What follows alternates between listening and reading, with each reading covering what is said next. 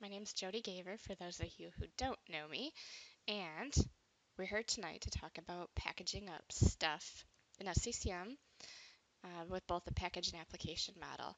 I've had clients come to me and say, I can't push out anything from SCCM unless it's an MSI, right? And I'm like, no, you can push out scripts, exes, you name it, reg keys. So we want to cover that tonight. All right, so we are going to start out with the package model. Why? Because it's been around a while and there's still lots of reasons to use it. I like to use packages for anything that's simple, a script, a reg key, something that needs to be a recurring. So if you want to send out a shutdown slash R to make sure people get their group policies, you can do that on a reoccurring basis. I also like to use packages for troubleshooting. For whatever reason, if it's not working in an application model, throw it in the package and see if it works. So to create a package, you're going to go to the software library and packages. You're going to right click and you have two options here. Create package from definition as if you have an MSI and create packages for everything else. So I'm going to walk through both ways. So we're going to create package from definition and we're going to browse out. And you'll learn everything with SCCM needs to be a UNC path, and I happen to keep it on my clipboard. So what I did initially is I went out to Adobe and I downloaded the setup file, which is an executable. And sometimes you get lucky, and I was able to right click on this and extract it, and there you got your MSI. Sometimes you don't get so lucky and you have to go out and search for other ways to get an MSI, or maybe it just doesn't exist at all. So in this instance, I was able to get an MSI. So we'll go back here and go into that folder, grab that MSI and open it. And you'll see it automatically pulls in the name and version language. Leave it at default to always obtain the source files from a source folder. Again, it's just verifying the package source folder location. And a quick summary. Okay, so that looked like it was pretty easy, right? But now let's actually go and look at what we did. So right here on the package itself, we're going to go to Properties. And you see all this stuff, information. You can change it if you'd like.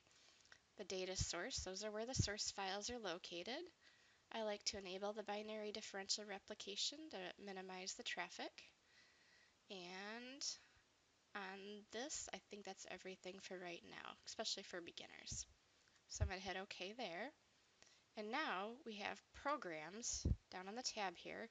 Here's the nice thing: when you have an MSI, it pulls in all this stuff for you, all these command lines. So if I move this over, you can see what it did. Now, just because it brought it in doesn't mean it's perfect. Every now and then, it might automatically reboot on you. So let's say we needed to change that. We can go to the properties on this unattended install. We could come to the end, and we could add in any switches we need, like a no/restart. And I'm not sure if that switch actually works, so I'm not going to change it for right now, but I just want to show you what the options are. You can also run it as normal, minimized, maximized, or hidden. So if you have an install that you can't completely make silent, you can still hide it. And I suppose you could maximize it if you really wanted to irritate people or freak them out. On the Requirements tab, you can specify how much disk space it needs. And here's the big one, this maximum allowed runtime. Oh, we're definitely not going gigabytes there. Okay, this maximum allowed runtime. This is how long it's going to try to run before it fails. So I'm going to set it to about 15 minutes, which is a pretty reasonable expectation for this.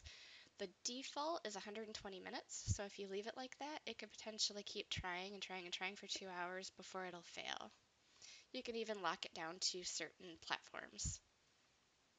The environment, by default, is as to whether or not a user is logged on and run with admin rights, which is usually what we want. This checkbox to allow users to interact with this program is super handy if you have something that you cannot make a silent install and you need user interaction. Let them launch it from the self-service software center and let them click the next finish on the application. This requires drive letter and specific drive letter. I haven't had to touch this since the Adobe Creative Suite version 4 that required it running from drive letter C, but I'm sure there's still a couple of you stuck out there with old stuff, so just know that's an option. And that's all I'm going to cover for right now. So I'm going to hit OK on that. And then with everything in SCCM, just because you bring it in, it's not done. You still have to right-click and distribute that content. You're going to add a distribution point. For me, I'm only putting it on-prem right now. I also have a Cloud DP, but I'm not putting it there today. And next, and close. You'll get a lot of the next, close in SCCM. I just tell you be cautious when you're getting to the deployment side. All right, so now I can go down here on the Summary tab, and you see how it's yellow? It's going out to the DP. Shortly, well, if not really shortly, it'll turn green, and that means it distributed successfully. Now, if we wanted to deploy that, we're just going to right-click and deploy. I'm going to grab the unattended installation. We don't want to try to push something out that needs somebody on the other end. I'm going to browse out to a test collection. Always start out with testing, unless you really don't like your job.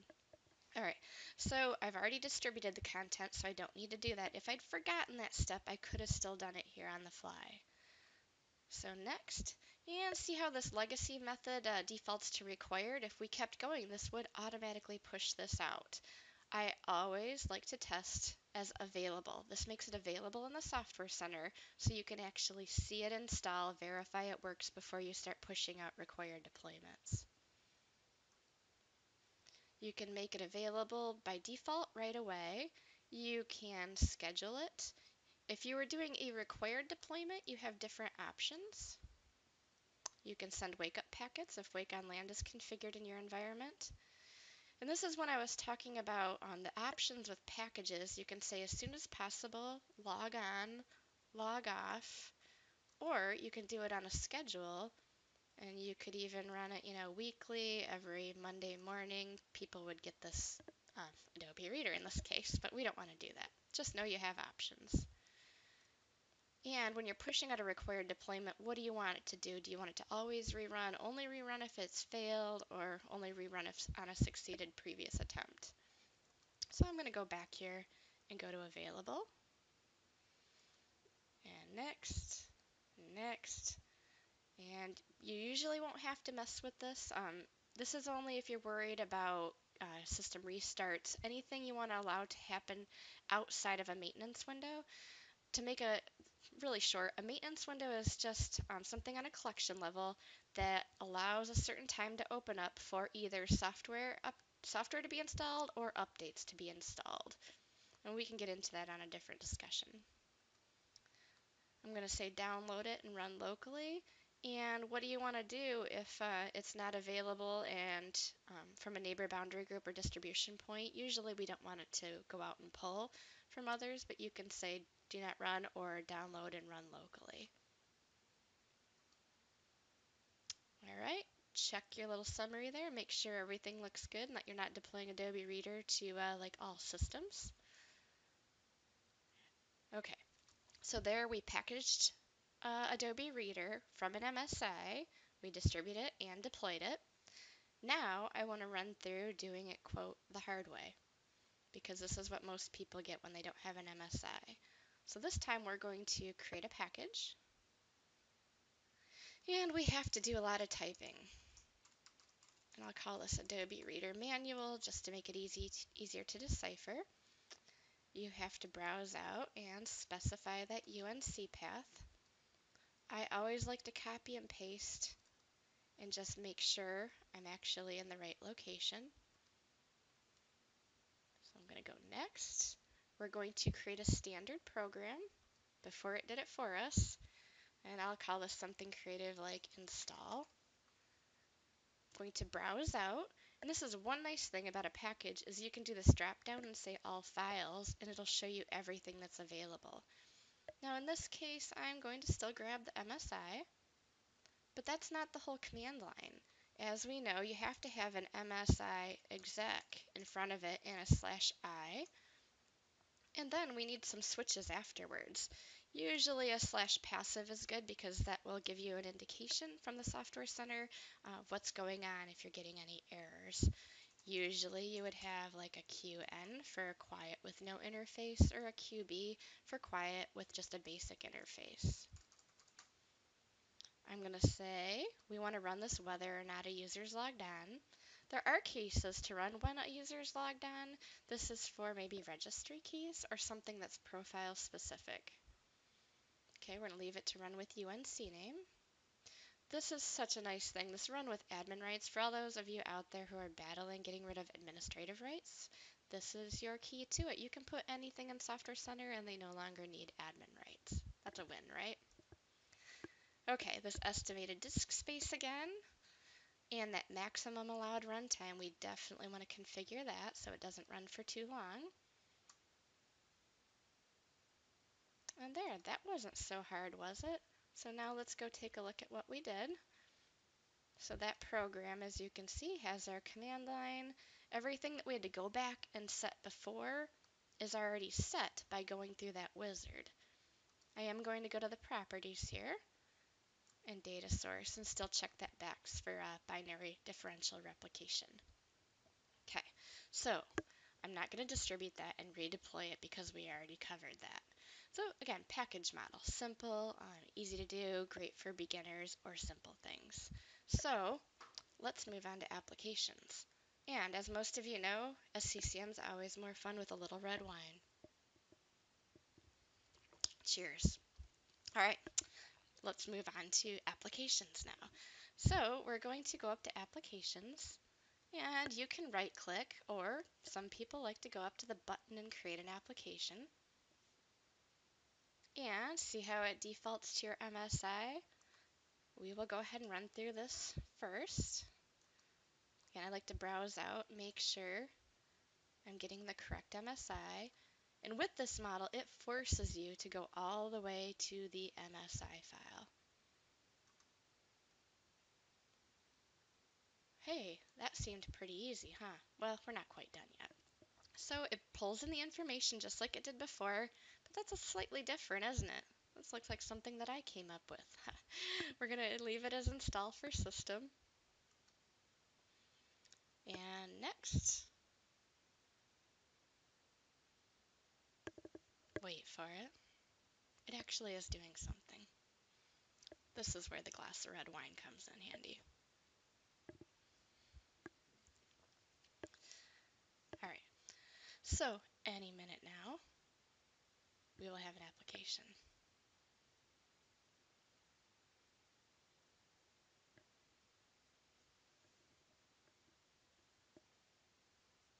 Ha, there we go, success. So we'll close out of that. We're going to come into our application and we're going to look at the properties.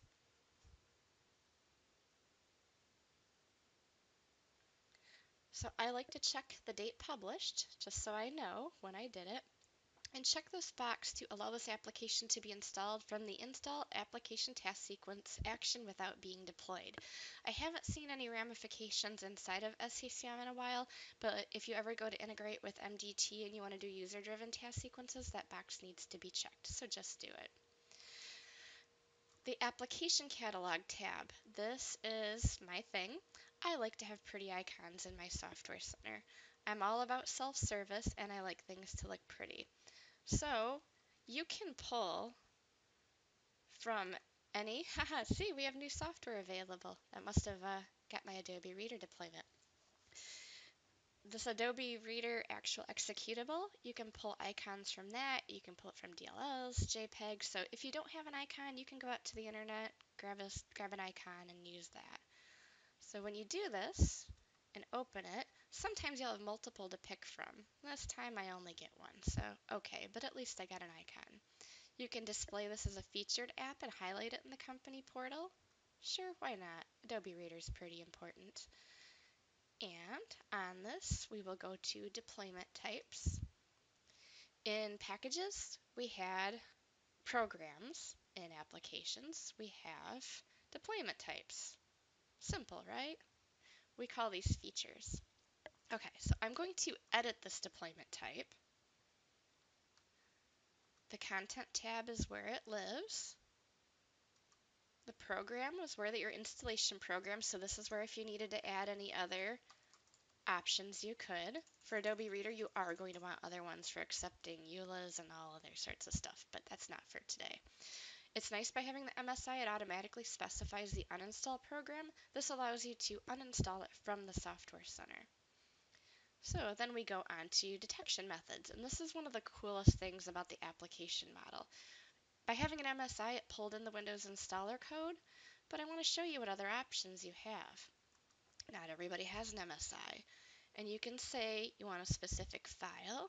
You can browse out, and if you don't have it on this computer, you can put in a computer name, connect to it, and get to that file system and browse to the exact file.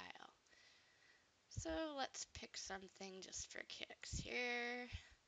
How about, we'll go with the Microsoft Monitoring Agent. And let's see, how about this file? Doesn't really matter, this is just to show you. And you can get very granular and say like version is greater than or equal to, 11.2. Or you can say date modified. This works really good if you have a lot of homegrown apps you have to push out. You can also do from the registry, so you can browse out and say a specific registry key has to exist. This is how SCCM tells if it actually installed the application or if it's already installed. So with a package, when you pushed it out, it's going to install or reinstall. With an application with these detection methods, if it already exists, it won't needlessly reinstall. That's a nice feature, right? Especially when you're doing things like maybe Office upgrades. Somebody already decided to go to 2016, and you're finally pushing out 2016 to everybody, and you don't want to reinstall for those who already went through it. Okay, so we covered detection methods. Usually this is the area I find that people have issues when they're first creating applications, especially if they don't have an MSI. Usually if it fails, there's something wrong with the detection method. Oh, back on that, you can also use custom scripts to detect. I'm not a scripter. I can take other people's stuff and adjust it, but I'm not going out and writing my own code. But some of you do it, and that's great, or we know people to do it. So on the user experience, this is similar to the package, installed for a system, whether or not a user is logged on. And again, see how this defaults to 2 hours? That's way too much time. We'll go a max of 15 minutes because everything in my environment's pretty darn awesome. But we'll give an estimated install time of 5 minutes. This is what they see in Software Center. So make this realistic. If you're putting something like Office or AutoCAD in there, let people know before they push that button realistically how much time it's going to take. You can also specify requirements. So while we wait for that to load, we can say total physical memory has to be above a certain value, a certain operating system. We can go with disk space, make sure they got enough room for it. We can do things on a user basis. So we can say, it has to be the user's primary device. And that's a whole nother association we'll talk about another day, but very nice feature, so you're not actually installing on just every machine that person logs onto. It'll only install on their primary device. So we can specify requirements, and we can also specify dependencies. So let's say you have something that requires like .NET 3.5. We don't know anything that requires .NET 3.5, like still almost everything. You could come in and grab that dependency, and then when you add that, there's the option to auto install. Since you've done this as an application, it has a detection method too. So it's going to look and see if Java 8 update 131 or 140 something, whatever it is today, is already installed. If it is, great. If it's not, do you want to auto install it? It will do that first, then install your application. That is a huge, huge bonus. So okay, so that's the biggest things in there. So I'm going to OK out of that. I'm not talking about supersedence today. That's kind of a whole nother discussion. I've heard so many mixed reviews and had a lot of people with rather bad experiences about that. So if you're listening to this, you're probably kind of a bit of a noob and just don't go there right now. All right, so down here is that deployment type that we just looked at. If you ever change to like a new version of Adobe Reader in there, you have to come in here and update the content in order for SCCM to know that you put a new MSI up there. So just like with a package, we can right click and deploy this. And did I distribute this yet? I don't think I did. See how it defaults to user collections? I'm going to go with device collections. And I believe it was test number 1. See this automatically distribute content for dependencies? So if you specified a dependency and you hadn't distributed it, it's got your back there too. So I'm going to add the distribution point I want. Again, we're going on-prem today. I'm going to make it available. Now, when we make it required, remember all the options we had in the package model. Now we have some different ones of pre-deploying the software to the primary user's device, sending wake-up packets, and we're not even going to talk about metered internet connections. We can schedule it to be available, make it a deadline, whether it's scheduled out or as soon as possible. I don't like to show notifications except for restarts. That little pop-up I had in the corner earlier, I don't want my end users to see that because they're going to be like, ooh, new shiny software, what is that? They're going to click on it, install it, whether they need it or not. And these are the same things we had earlier about what to do outside of maintenance windows. So I'm going to back it up because I don't want to do required. Not on the first try. I'm going to make it available. By default, if you just leave that alone, it's going to make it available as soon as possible. We are only going to show notifications for restarts. And these are for alerts and for Ops Manager alerts.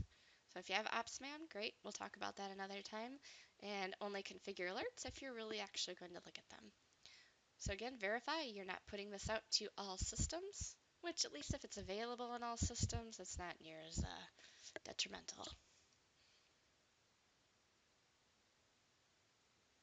Okay, so that was doing an application from an MSI. Now let's go through and do it the long way. Time for another sip. Because you guys all know I'm doing this on my off hours just for you, so I might as well enjoy it too. All right, so we're going to go down here and manually specify the application information instead of automatically. This is going to involve more typing again. So we're going to go Adobe Reader Manual. I'm going to check the box for date published. Again, nice thing about this is we can do all this in this long wizard and I don't have to go back and check a whole bunch of boxes afterwards. I'm going to browse out and grab my pretty icon because I can. So if any of you are clients of mine, great, you already know about this. If you're potential future clients, just go ahead and please set that icon so you have me so impressed when I come on site. We'll make it I'm not going to display that as highlighted. Okay, so we are going to add a deployment type because it's not doing it for us this time. Sad face. We are not going to automatically anything. We are going to manually specify. And we'll call this something again like install. The content location, this is the UNC path. If you don't do a UNC path, it will holler at you. And this installation program, if you browse out, you can only grab MSIs. So if you have something that's an executable, you actually have to come and type the name or copy and paste it. So you can put in just like setup.exe in there. And it didn't pull in any switches for me, but it was smart enough to throw the MSI exec in front. And with the uninstall program, you'll have to manually specify that too. I don't know this off the top of my head, but I could guess. But in this case, I don't care. If they install Adobe Reader, they don't need to uninstall it from Software Center. It's good to be the admin. We're going to add a detection clause. And because I do have the MSI, I'm going to be slightly lazy. Grab that, and it's going to pull it in for me. Okay, we don't want to install for a user, not yet. I'm going to do it whether or not a user's logged on. If you do not have either the package or the application set to run whether or not a user's logged on, you will not be able to put this in a task sequence for deployment. So if you ever package something up, you go to add it to a task sequence and you don't have a little drop-down program to pick, this is what you forgot to do. We're going to set that maximum allowed runtime and put the estimate in there. I'm not going to add any requirements like the memory or disk space. I'm not going to add any dependencies. Thank goodness Adobe Reader doesn't have dependencies yet. View my summary. And we're going to close out of that. Continue with a next, close. Okay, so, before I had to go back in and do all those other settings. Now, if I go to the properties on this, I don't have to go back and check all those, except, one checkbox. Slight fail. Our application catalog, everything's set. We have our deployment type. I don't have to do anything else in there. All right, so we created packages, we created applications, and we have not yet viewed the Software Center. The new Software Center is beautiful. It's finally merged the application catalog with the Software Center. It's no longer Silverlight dependent. So you can have deployments for users, user groups, devices, all in this one spot. Now see this beautiful Adobe Reader here? That's not so pretty, is it? That's what I was talking about, that pretty icon. Which looks better, this one or that one? I'll let you be the guest or the boss of that one. Okay, so let's go ahead and we're going to try Adobe Reader and see if the command line they've provided with us works. Gives you a nice little downloading and installing software. And we're going to come back to this. So another question I get is, how do I update my packages or applications? So if I go to my folder, where this is right now where it's pointing to, right? So the latest Adobe Reader comes out, I extract it. All I have to do is copy all those contents to the same directory. And as long as file names don't change, like the acroread.msi, we don't have to change any of that. I would come back then to the package. I would right click on it and I'd say update distribution points. That tells SCCM, hey, there was some kind of change in my content, update the distribution point. If you've ever tried to update it and you go to install it and it's the same thing, it hasn't updated, that's probably because you didn't distribute the content. So the same thing holds true with applications, except for, oh hey, look, it says my software installed successfully. Well, that's very exciting. So let me click back here and let's see if we have Adobe Reader. Ah, there it is, Adobe Reader.